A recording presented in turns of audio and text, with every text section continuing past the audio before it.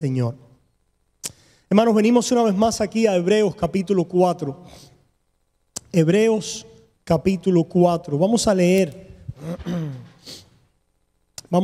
este pasaje una vez más. Queremos detenernos aquí en Hebreos 4 y profundizar un poquito más en los argumentos que hemos comenzado a compartir. Es lo que vamos a tratar de hacer en esta mañana. Pero vengamos a la lectura de su palabra. Dice así: temamos pues, Hebreos 4. Temamos pues, no sea que permaneciendo aún la promesa de entrar en su reposo, alguno de vosotros parezca no haberlo alcanzado. Porque también a nosotros se nos ha anunciado la buena nueva como a ellos. Pero no les aprovechó el oír la palabra por no ir acompañada de fe en los que la oyeron. Pero los que hemos creído entramos en el reposo. De la manera que dijo: por tanto juré en mi ira, no entrarán en mi reposo, aunque las obras suyas estaban acabadas desde la fundación del mundo. Porque en cierto lugar dijo así del séptimo día: y reposó Dios de todas sus obras en el séptimo día. Esto es el sábado, ¿verdad? Versículo 5. Y otra vez aquí: no entrarán en mi reposo. Por lo tanto, puesto que falta que algunos entren en él, y aquellos a quienes primero se les anunció la buena nueva no entraron por causa de desobediencia, otra vez determina un día, hoy, diciendo después de tanto tiempo por medio de David, como se dijo: si oyeres hoy su voz, no endurezcáis vuestros corazones. Porque si Josué les hubiere dado el reposo, no hablaría después de otro día. Por tanto, queda un reposo para el pueblo de Dios. Queda un reposo para el pueblo de Dios, porque el que ha entrado en su reposo también ha reposado de sus obras, como Dios de las suyas. Procuremos pues entrar en aquel reposo, para que ninguno caiga en semejante ejemplo de desobediencia, porque la palabra de Dios es viva y eficaz y más cortante que toda espada de dos filos, y penetra hasta partir el alma y el espíritu, las coyunturas y los tuétanos, y discierne los pensamientos y las intenciones del corazón. Y no hay cosa creada que no sea manifiesta en su presencia. Antes bien, todas las cosas están desnudas y abiertas a los ojos de aquel a quien tenemos que dar cuenta. Por tanto, teniendo un gran sumo sacerdote que traspasó los cielos, Jesús el Hijo de Dios, retengamos nuestra profesión, porque no tenemos un sumo sacerdote que no pueda compadecerse de nuestras debilidades, sino uno que fue tentado en todo según nuestra semejanza, pero sin pecado. Acerquémonos pues confiadamente al trono de la gracia para alcanzar misericordia y hallar gracia para el oportuno socorro. Oramos. Padre, tu palabra ha sido leída y, Señor, ahora has querido que su exposición dependa de un pecador. Pero, Señor, a través de Jesús y escuchando tu dictamen de perdonado, venimos, Señor, como pecadores santos delante de tu presencia, Señor, rogando que ahora tu palabra sea nuestra guía, que tu mente inunde nuestros pensamientos y que podamos en esta mañana una vez más ver tus escrituras testificar poderosa y gloriosamente de Jesús a favor de su pueblo. Señor, asísteme, te necesito, consciente de mí, Señor, mis pecados. Te ruego que perdones y que me ayudes, Señor, en el nombre de Jesús. Amén y amén. Hermanos, veamos lo que hemos visto hasta ahora, ¿verdad? Una pequeña recapitulación de algunas cosas que hemos visto hasta ahora. hemos visto que hay una advertencia que el escritor de Hebreos repite.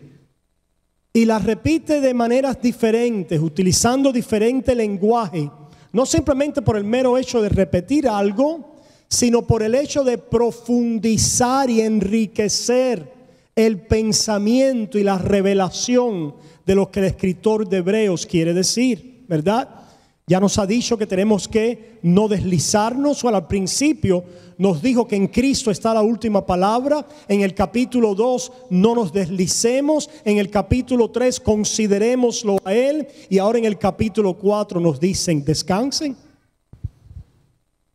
Descansen. ¿Será que algunos de ustedes no han encontrado el descanso de Dios?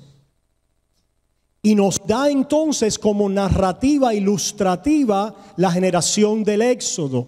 Recuerdan allí en el capítulo 3, y dice en el capítulo 3 que este pueblo, al escuchar la voz de Dios, dice que ellos me tentaron vuestros padres, me probaron y vieron mis obras 40 años, a causa de lo cual me disgusté contra esa generación.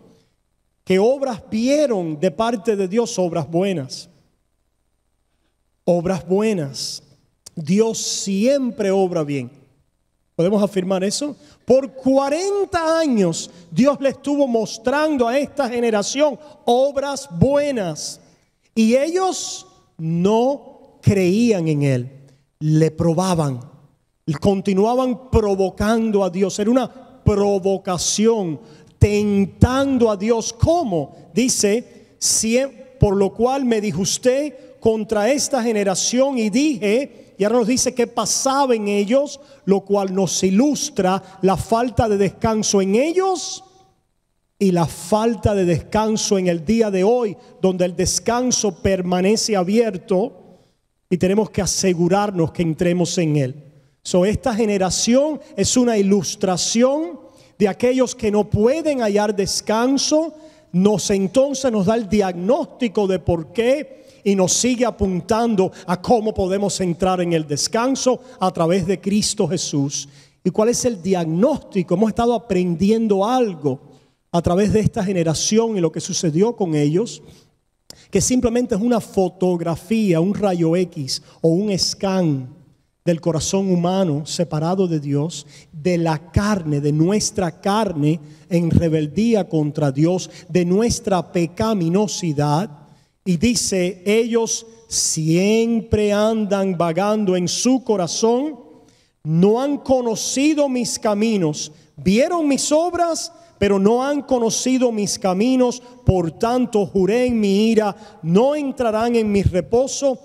Versículo 12 del 3, mirad hermanos, que no haya en ninguno de vosotros corazón malo de incredulidad para apartarse del Dios vivo. Y aquí es donde llegamos entonces al meollo del asunto, que lo que le pasaba a esta generación, los cuales se rebelaron, pecaron, hicieron orgías, fornicaron, cometieron una serie de cosas en la carne pecaminosa. Estas cosas eran el fruto, el resultado, las obras externas de un corazón malo. Y el corazón malo es descrito por el escritor de Hebreos como un corazón incrédulo. Lo que estaba pasando afuera en ellos y lo que era visible en este campamento, en aquella generación, era que allí en sus corazones no creían en el Dios que había mostrado sus obras por 40 años. Ahora, ¿qué obras había mostrado? Hemos dicho, obras buenas. Por lo tanto, estas personas llegaron a concluir que Dios no es bueno. Que Dios no es bueno.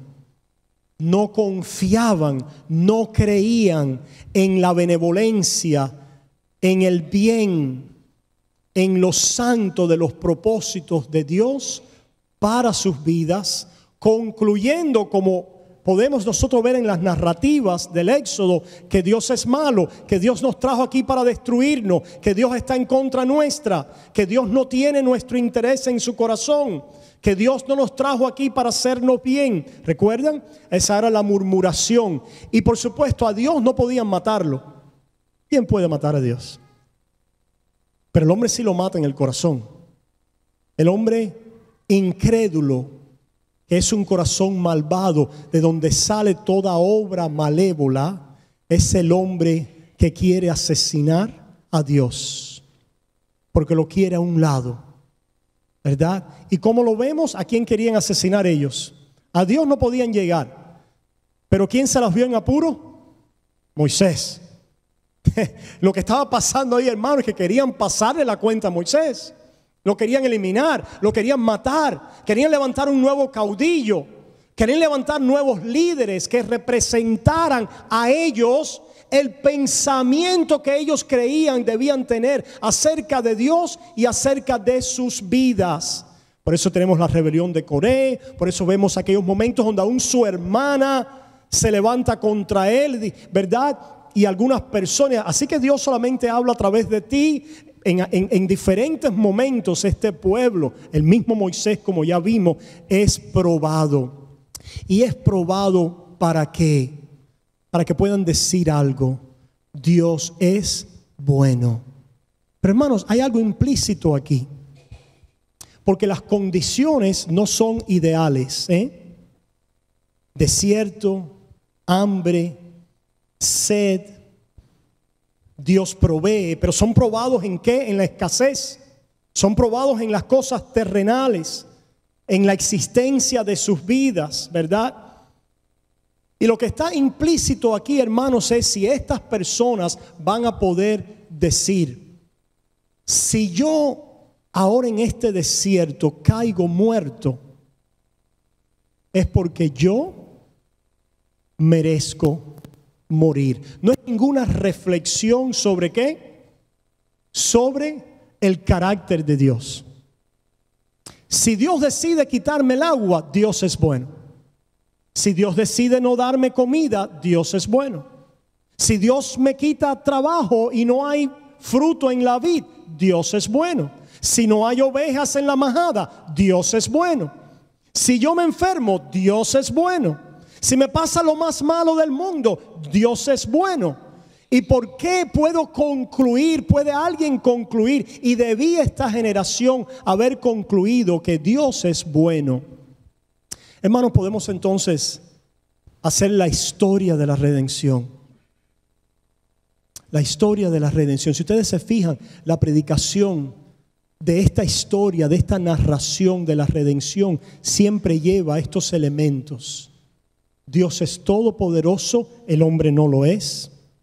Dios es bueno, el hombre es malo.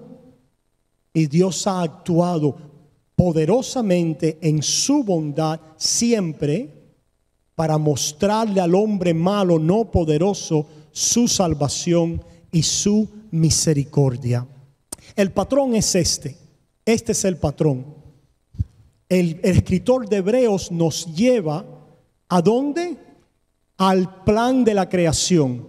Y dice que Dios obró y terminó todas sus obras. Así dice Hebreos 4, ¿verdad? Y descansó de ellas. En ese sexto día donde Dios terminó creando al hombre, ¿qué día venía? ¿Qué día le sucedía? El séptimo. El séptimo era el día de fiesta, el día de descanso, el día de adoración, el día donde allí era Dios y el hombre, contemplando la hermosura de la santidad. Con sus labios el hombre y su vida, mirando a sí mismo en el rostro de Dios y su obra, que pudiera decir: qué poderoso es Dios. El hombre es creado ¿en qué día? En el día sexto, ¿verdad? Y el día séptimo era el día de descanso. Qué interesante, hermanos. Ese detalle me ha llamado mucho la atención. Que Dios crea al hombre con todas las obras hechas. Ya las obras han sido hechas y lo crea para que adore en medio de las obras que Dios ha hecho. Viendo la creación, viéndose a sí mismo, Dios caminaba con él, dice allí en el huerto del Edén. En otras palabras, hemos dicho que todas aquellas buenas obras, y vio Dios que era bueno, y dijo Dios que era bueno, se repite, se repite, se repite. En el comienzo, la doctrina del comienzo es una doctrina que establece que Dios todo lo que hizo es bueno. Por eso es que la evolución no tiene cabida. Porque la evolución avanza a través de lo malo. ¿Se fijan? La evolución avanza a través de muerte, pelea, conflicto, garra, sangre, y el más fuerte avanza. Mentira. La palabra de Dios establece que desde el momento que Dios creó su creación, esta fue buena. Y crea al hombre en el sexto día como para decir, yo voy a descansar. Hermano, cuando usted va a descansar, ¿con quién usted quiere descansar? Bueno, yo sé que a veces estamos tan cansados, queremos descansar ¿cómo? Solos. Pero ese es un cansancio muy, ¿verdad? Ahí estamos ahí muy cansados. Cuando estamos hablando de descansar desde el punto de vista de esparcirnos, de deleite. ¿Sabían ustedes que Dios es un Dios de deleite? ¿Pastor, dónde dice eso? Dice que a su diestra hay plenitud ¿de qué? De gozo. ¿Y quién está a su diestra? Cristo, ¿verdad? Ese Cristo que está presente en su creación, habiendo creado a través del Espíritu y, ¿verdad?, en el Padre, es el Cristo que está caminando en el séptimo día, diciendo al hombre, deleítate, deleítate, gózate. Mira mi bondad, yo soy el Dios benevolente, dador, rico. El Dios que te doy todas las cosas, pero al lado de él estaba aquel Dios que dice que caminaba con él. ¿Dónde? Allí en la frescura del jardín. En otras palabras, todo aquello que él miraba de buenas obras tenía que llevar sus ojos ¿a dónde? Al Dios que estaba con él. Y aquel era su principal deleite. Podía deleitarse después con el fruto, podía deleitarse después con un árbol, podía deleitarse después en un río, podía deleitarse después con algún animal, podía deleitarse después en otras cosas, pero su principal deleite, y eso lo vemos después, lo vemos en narrativa primero y lo vemos después en la primera tabla de ley que dice: a Dios solamente adorarás, te orientarás solamente hacia Él. ¿Verdad? ¿Quién estaba supuesto a ser el deleite de aquel hombre? Dios. A Él honrarlo, a Él adorarlo, descansar con Él. Dios no tiene que descansar. El descanso es el descanso de vida que tenía el primer Adán. ¿Cuál es el patrón, hermanos? Miren el patrón. Dios obra. Adán debe entonces, habiendo sido creado en la obra de Dios, Adán debe obrar ahora en adoración. Pero Adán, ¿qué hace? Falla. Dios obra, le provee todo al hombre para que ahora obre en adoración, y el hombre falló. ¿Verdad? Entra la promesa al mundo. ¿Qué quiere decir? Dios vuelve a obrar. ¿Ah?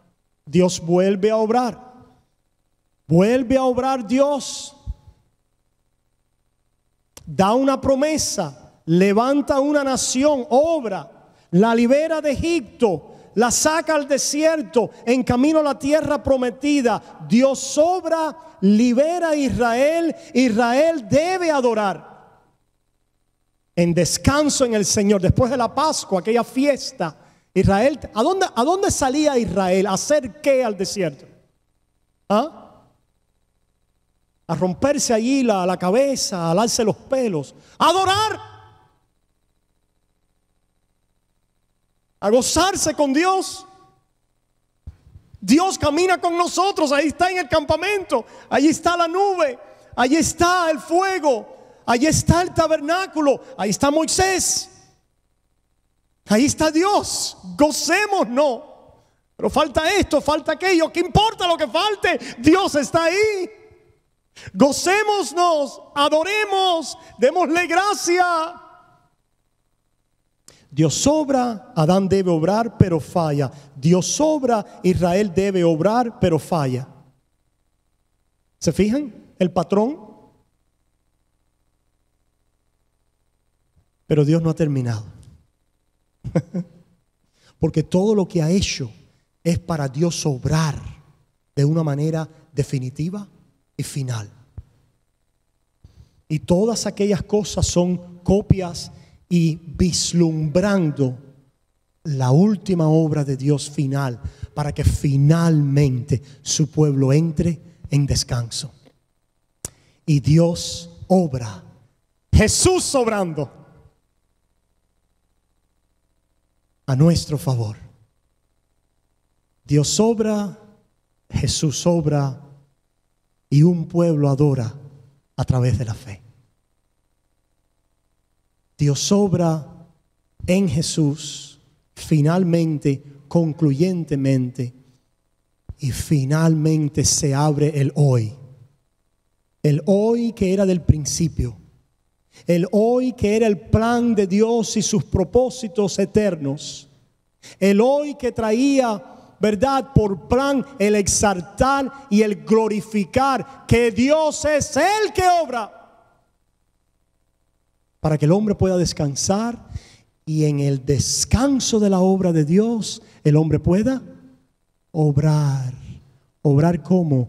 En deleite, en alegría, en gozo, porque los mandamientos de Dios entonces no son gravosos, porque Dios ha obrado concluyentemente, finalmente, en Cristo Jesús. Hermanos, ese es el patrón ilustrado en este momento de la historia de la redención en el desierto.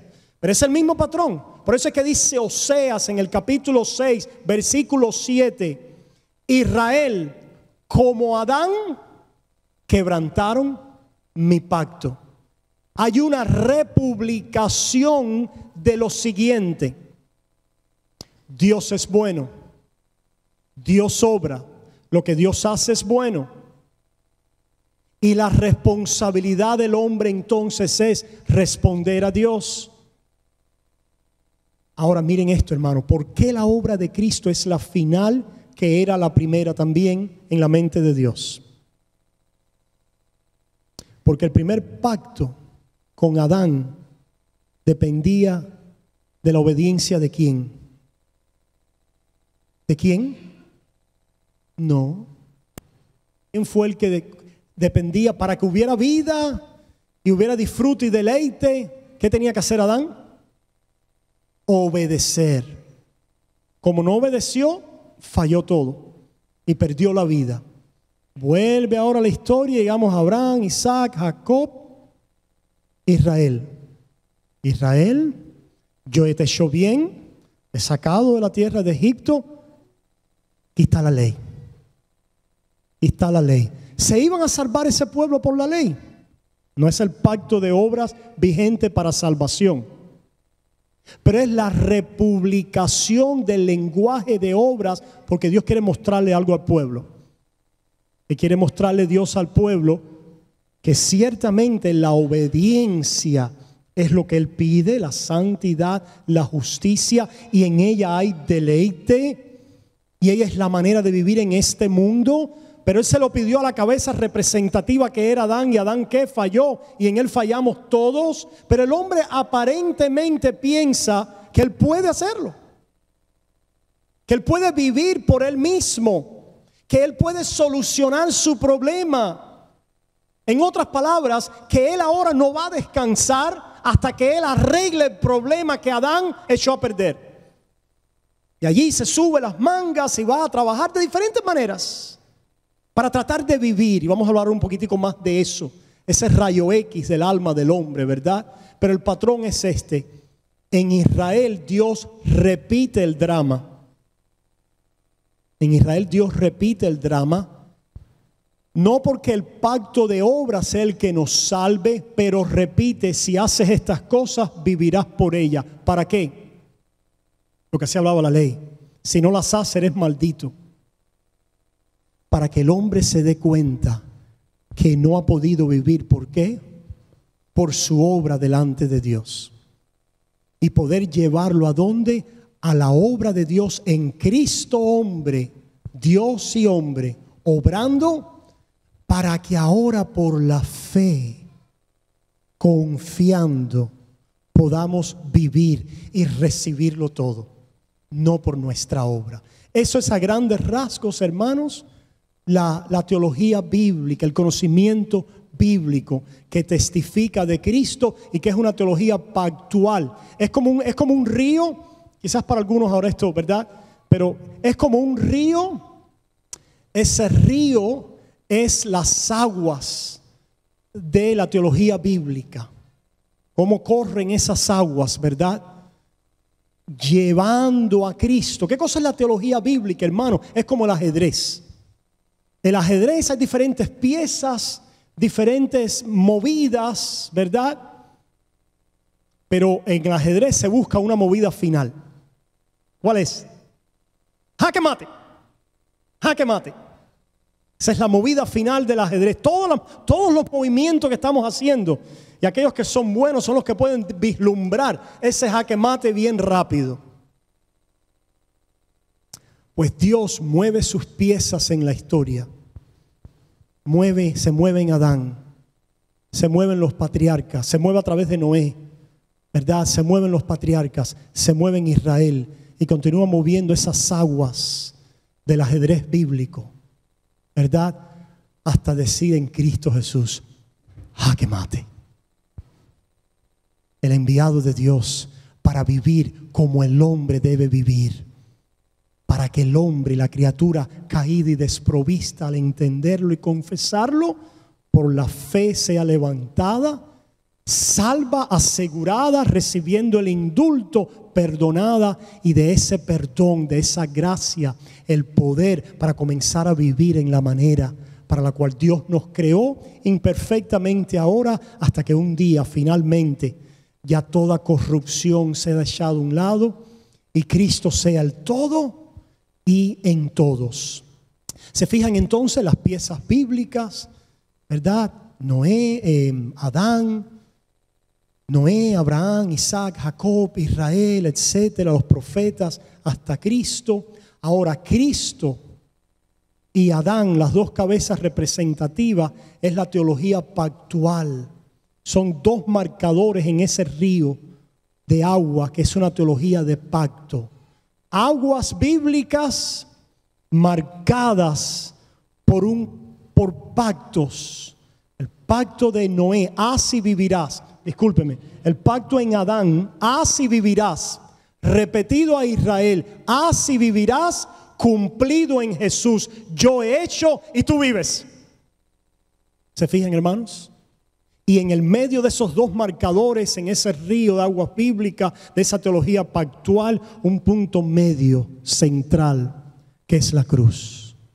Allí aquella flecha siempre de la cruz. Hermanos, el escritor de Hebreos está poniendo este descanso delante de una comunidad que parece no haberlo hallado. ¿Por qué? ¿Por qué? Porque quieren abandonar la flecha en el medio del agua de la cruz. ¿Por qué? Porque quieren utilizar a los patriarcas, a los antiguos, como palabras finales y terminales en el pacto levítico, sin darse cuenta que éstas sirven a la cabeza principal y angular, que es Cristo Jesús. Porque aparentemente están abandonando el agua de la movida bíblica de Dios hacia el jaque mate en Cristo Jesús, abandonando su confianza en Él, y así salen del agua, de los marcadores, del centro de esta flecha, y quedan bajo la ira de Dios. Me temo, dice el escritor de Hebreos, que ustedes no han encontrado este descanso en la misma manera que le pasó a la generación del desierto. Y hermanos, el evangelio presenta a los pecadores con una promesa de descanso a la que se puede entrar a través de la fe. Dice, hoy permanece un descanso. David lo repitió Josué no es el que dio descanso en la tierra prometida. Aquello era una copia del futuro, de lo que vendría. David no dio el descanso a Israel por mucha victoria que le trajo al pueblo. Aquello era copia del descanso futuro. Dice entonces, todavía Dios está llamando a un descanso. En el Antiguo Testamento llamaba apuntando a Cristo, y ahora llama apuntando al Cristo que ya realizó la obra. Hoy es el día de descanso, y los que tienen fe entran en Él. Pero ¿cómo entran en Él, hermanos? Decíamos lo siguiente: el Evangelio presenta a los pecadores con una promesa de descanso a la que se puede entrar a través de la fe. Los pecadores son salvados de muerte a vida por haber sido rescatados de la mano de la esclavitud del pecado. Y hermanos, esto es lo que empezamos a decir primordialmente. El pecado que primero es la autojusticia del hombre. O podemos decir de otra manera, la autodeificación del hombre. ¿Qué cosa es la idolatría? Vayamos por la banda que no es idolatría. Dios hace y obra, muestra todo su poder y su deidad, y muestra su bondad, ¿verdad? ¿Estamos ahí? Allí está, ahí los hombres deben caer adorándole, agradeciéndole, entrando en ese descanso de adoración, creyendo en Él y confiando en Él. El hombre le pone un paro a eso, le dice, no, no es así. No es así. Dios no es todopoderoso, por tanto me voy a rebelar contra Él y voy a tener éxito en esto. Y Dios no es bueno. Si Dios no es el todopoderoso y Dios no es bueno, si Dios no es el todo sabio, si Dios no es el todo justo, si Dios no es el Dios de toda vida, y el hombre dice no es así, pregunta, ¿quién es entonces? ¿Quién queda en la ecuación? Si es Dios y el hombre dice tú no, ¿quién queda?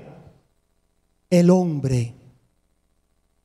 El hombre diciéndole, cuando le dice a Dios, tú no puedes, se dice a sí mismo, yo puedo.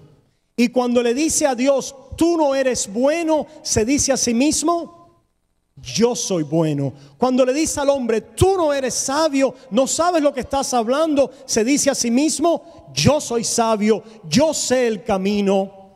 ¿Se fijan, hermanos?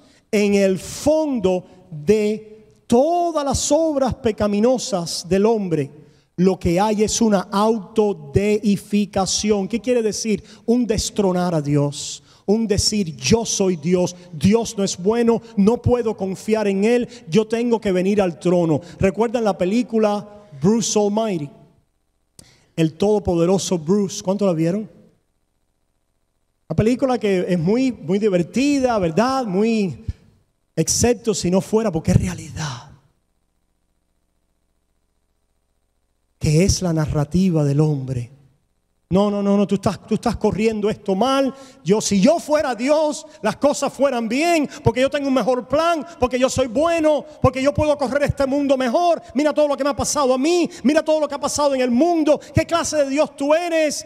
Esto es lo mismo que está diciendo la generación, ¿dónde? En el desierto. Si ellos tuvieran otro líder, alguien que los representara a ellos, otro Dios, quizás una vaca, quizás un toro, quizás Baal, entonces las cosas fueran diferentes, estuvieran mejor, tuvieran un mejor plan, tuvieran una mejor vida, la mejor vida ahora quizás. Tú no eres bueno, tú no eres todopoderoso, tú no eres sabio, échate a un lado, voy a yo ser Dios. Yo soy justo, yo soy bueno, yo soy sabio. Cuando el hombre dice yo soy, se ha establecido en justicia propia. ¿Se fijan? Establece su autodeificación. Yo soy Dios y Dios es justo. Cuando el hombre se pone y dice yo soy justo. ¿Qué pasa cuando el hombre se pone ahí, hermano? Vayamos un momentico, hermanos, a Romanos capítulo 1. Ahí en Romanos capítulo 1 vemos lo siguiente. Romanos capítulo 1, versículo 18 dice: porque la ira de Dios, Romanos 1, 18, la ira de Dios se revela desde el cielo contra toda impiedad e injusticia de los hombres. ¿Se fijan? Dios es la piedad. Dios vive en Él mismo. El aseísmo de Dios es que Dios en Él no necesita nada. Él vive para su gloria. Oye, alguien dice, ¿pero qué? ¿Cómo se dice? Egoísta es Dios que vive para Él mismo. No. Si Dios no vive para Él mismo, tú y yo no estamos aquí. ¿Te fijas? Es como decir, la gravedad, si la gravedad deja de pensar en ella, ¿qué pasa con nosotros?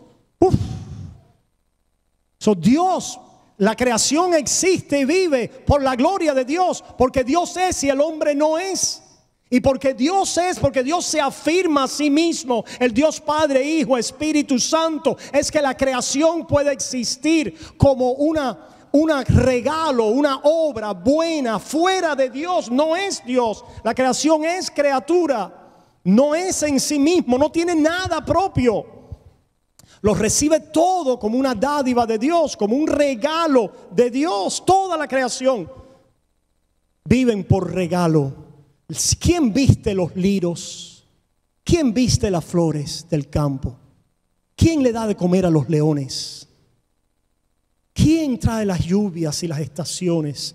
¿Quién saca el sol? ¿Dónde estabas tú? ¿Dónde estabas tú cuando yo? Ese es el mensaje de Job. Al hombre que busca una audiencia, porque nos equivocamos. Al hombre que busca una audiencia con Dios en algún momento para decir mi justicia. Y si alguien podía decirlo, ¿quién era? Job, el hombre justo y bueno, más que todos los hombres. Se equivocó. ¿Y tuvo que hacer qué? En el mismo Job dice Dios, cuidado, que yo puedo hallar injusticia hasta en mis santos ángeles. Cuidado, creación, cuidado, criatura, no entienden mi santidad. Cuidado. Por eso la respuesta correcta a la santidad de Dios y a toda verdadera santidad es: ay de mí. Ay de mí.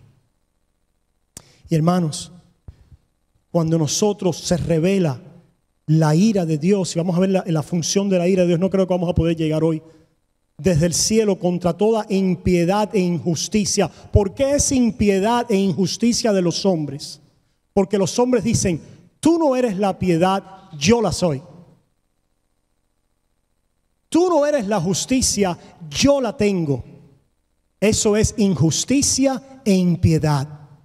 Es el hombre, como decíamos la semana pasada, es la esencia de la idolatría. La idolatría es el brazo del hombre queriendo llevar el altar de Dios. ¿No han visto el ridículo de aquellos que quieren llevar a Dios en un altar? Como diciendo, si yo te llevo, tú me bendices. Si yo te llevo, si yo te hago esto, tú bendíceme. Hermano, escuchen hermano, esa es la esencia de la falsa religión. La esencia de la falsa religión la vemos en esas personas que quieren llevar a Dios en un altar, en este intercambio. Yo hago algo y tú me bendices. Yo hago algo y tú me bendices. Y la historia, la narrativa de la redención es que Dios le ha dicho al hombre lo que debe hacer para ser bendecido y el hombre lo ha hecho. No lo ha podido hacer. Siempre falla. Y Dios ha enviado entonces a la cabeza de la creación para que Él lo haga por nosotros. Y porque Él lo ha hecho, Él te bendice. ¿Y cómo te bendice? Volviendo a caminar contigo en el jardín. a solas con Jesús, caminar en el jardín, en el huerto de Getsemaní. ¿Cuántos signos inspirados allí? Porque el hombre que se reconoce malo y que no puede llevar el altar de Dios, que no puede poner una piedra esculpida con su mano en aquel altar, como decía el Antiguo Testamento, se da cuenta que el altar ha venido de su propia voluntad, que nadie la ha hecho aparecer. La magia, la falsa religión, la idolatría, es el hombre con sus encantaciones, sus varitas mágicas, sus pociones, sus acciones, sus obras, cortándose. Fíjense la historia, hermano. Es el hombre delante de un altar falso, tratando de decirle a Dios: bendíceme. Y el hombre diciendo: delante de mí tú no puedes vivir por tu obra, tienes que reconocer la mía. Y cuando dices ay de mí delante de mi obra, y reconoce la distancia que separa al creador de la criatura, has comenzado a vivir. El principio de la sabiduría es el temor a Jehová. Cuando Isaías dijo ay de mí, allí estaba en acción el temor a Jehová. El entendimiento de la santidad de Dios.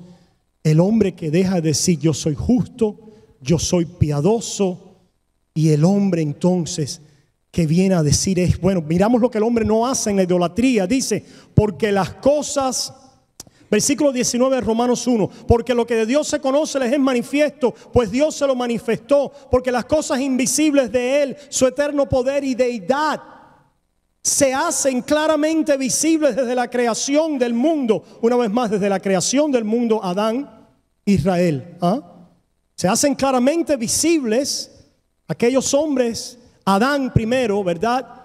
Y nosotros ahora, todos los que seguimos, se hacen visibles de tal modo, siendo entendidas por medio de las cosas hechas, de modo que no tienen excusa. ¿Qué es lo que se hace visible? Dios es todopoderoso y Dios es bueno. Dios es todopoderoso y Dios es bueno, su eterno poder, su deidad, de tal manera que ¿qué debiera hacer el hombre con eso? Pues habiendo conocido a Dios, versículo 21, no le glorificaron como a Dios. Él es todopoderoso, yo no soy. Él es bueno, yo no soy. Ni le dieron gracias. Todo lo que ha hecho es bueno. Gracias, gracias, gracias, gracias. Estás aquí en el mundo. Veo tu poder. Veo tu bondad, gracias, gracias, debiera decir el hombre con esta revelación. Es lo que dice, no le dieron gracias, sino que se envanecieron en su razonamiento y su necio corazón fue entenebrecido. Todavía no hemos llegado a la cruz y ya Dios está diciendo, el escritor de Hebreos en el 4 nos lleva a creación primero, como diciendo, yo he estado dando testimonio de mi eterno poder, deidad y bondad desde el principio. Y tú, oh hombre caído y duro y malo en incredulidad, no reconoces mi bondad y benevolencia. Y es mi benevolencia la que te lleva a arrepentimiento. Pero al no verla, vas a estar continuamente dando cosas contra el aguijón. Lo dice también, y con esto terminamos, hermanos. Le quiero mostrar, este es un mensaje en Romanos capítulo 1 a los gentiles, ¿verdad? Comienza ahí, no termina ahí, pero comienza ahí. Y allí en Hechos capítulo 13 vemos un mensaje similar. Y mira por dónde va. Hechos capítulo 13, dice la palabra en Hechos capítulo 13, versículo 32. Dice, discúlpeme, Hechos capítulo 14. Hechos 14, versículo 15. Dice así. Y diciendo... Este es Pablo, ¿verdad? Allí en su primer viaje misionero. Dice, y diciendo, varones, ¿por qué hacéis esto? Nosotros también somos hombres semejantes a vosotros. Que os anunciamos que de estas vanidades os convirtáis al Dios vivo. ¿No se fijan? Él hizo el cielo, la tierra, el mar y todo lo que en ellos hay. Ustedes tienen testimonio del Todopoderoso. En las edades pasadas Él ha dejado todas las generaciones andar en sus propios caminos, si bien no se dejó a sí mismo sin testimonio, haciendo bien. Porque Dios es bueno. Su eterno poder, su deidad, su bondad al hombre. Dios siempre te ha hecho bien. Escúchame, alma, el mal lo has hecho tú. Dios hizo al hombre recto, mas ellos se apartaron tras sus perversidades. El mal lo has hecho tú, volteándote con un corazón malo de incredulidad. Dice, si bien no se dejó a sí mismo sin testimonio, haciendo bien. ¿Dónde estaba el bien ese? Dándonos lluvias del cielo y tiempos fructíferos, llenando de sustento y de alegría nuestros corazones. ¡Wow! Dicen ellos, estos son idólatras paganos. ¡Wow! Eso es lo que queremos. A esta gente hay que adorarlas para que Dios nos siga dando lluvias y tiempo fructífero y sustento y alegría, porque lo único que puede ver el hombre caído es lo temporal. Ni siquiera los dejó llegar a la predicación de la cruz y ya ellos estaban ¿qué? Queriendo adorar con idolatría. El hombre tiene que ser rescatado de esa idolatría, de donde él le dice a Dios, yo voy a hacer algo, yo soy bueno, mírame. Quien quiera que seas tú, Dios que está fuera, porque yo soy bueno y te hago algo, bendíceme. ¿Se dan cuenta lo que eso es, hermanos? Es el haber abandonado al Dios verdadero, porque el Dios verdadero es el que siempre ha hecho bien, aunque tú has hecho mal. ¿Se fijan? El que siempre ha hecho bien, aunque tú has hecho mal. Y que finalmente, aún tú continuando como Adán, como Israel, habiendo hecho mal, dice, hay un día. Y nos señala una vez más a la última demostración, última y final. Fuera de eso queda la ira de Dios. Vamos a hablar de eso la semana que viene. Nos enseña aquel día de nueva creación, donde habiendo condenado la primera obra que era pasajera, el primer Adán que era terrenal, lo condenó. Adán es creado en el séptimo día para que adorara en el séptimo, no lo pudo hacer, falló. Jesucristo viene y muere adentrándose en ese día de la creación del primer Adán, como diciendo muerte, enterrado el primer Adán, resucita no el día de descanso de creación, sino el día primero, un nuevo día. Y nos llama a nosotros como pueblo de Dios a venir por su obra, a descansar. Ya no por nuestra obra y no por un pacto de obras, sino por la obra del último Adán, del verdadero Adán, del hombre Dios, que nos invita al descanso hoy de nuestros ídolos, de nuestras maldades, reconociendo y diciendo, ay de mí, pero en Cristo Jesús tengo salvación. Heme aquí, Señor. ¿Puedes venir tú a Dios en esta mañana? Reconociendo tus pecados, tus altares idolátricos, el querer sostener tú a Dios cuando Dios es el que te ha estado sosteniendo de todo tipo de manera. Puedes reconocer tu rebeldía en tu autodeificación y justicia, lo cual te lleva a hábitos pecaminosos, esclavizantes. No me dio tiempo de desarrollarlo, pero vamos a llegar ahí. El hábito pecaminoso esclavizante viene de la autodeificación, de la autojusticia, del rechazar a Dios en su poder y su bondad y recibir su juicio sobre mí para entonces ser perdonado. Oh alma pecadora, aquí no hay más nadie que pecadores. Pecadores. Si no vienes a Cristo hoy, te vas a encontrar con su ira. Y el domingo que viene te vamos a decir por qué. Suficiente hoy en decir que Él es santo. Y te llama salvación en Jesucristo. Él murió por tus pecados. ¿Qué debo hacer, pastor? ¿Qué compromiso tengo que hacer? ¡Basta! Solo di ay de mí. Cree en el Señor Jesucristo y serás salvo. Porque a todos los que creyeron, a los que les recibieron, les dio el derecho de ser llamados hijos de Dios. Por la sola fe puede ser reconciliado hoy con Jesús, creyendo en aquel Cordero de Dios que quita el pecado del mundo, y creyendo en Él recibes toda la vida de Dios, el descanso y los frutos por toda una eternidad de nueva creación y vida en Él. Padre, te damos gracias en esta mañana. Acompáñanos ahora de vuelta a nuestras casas para que meditemos en estas verdades y que nuestros corazones continúen ardiendo por la obra de Jesús. Es en su nombre que oramos. Amén y amén.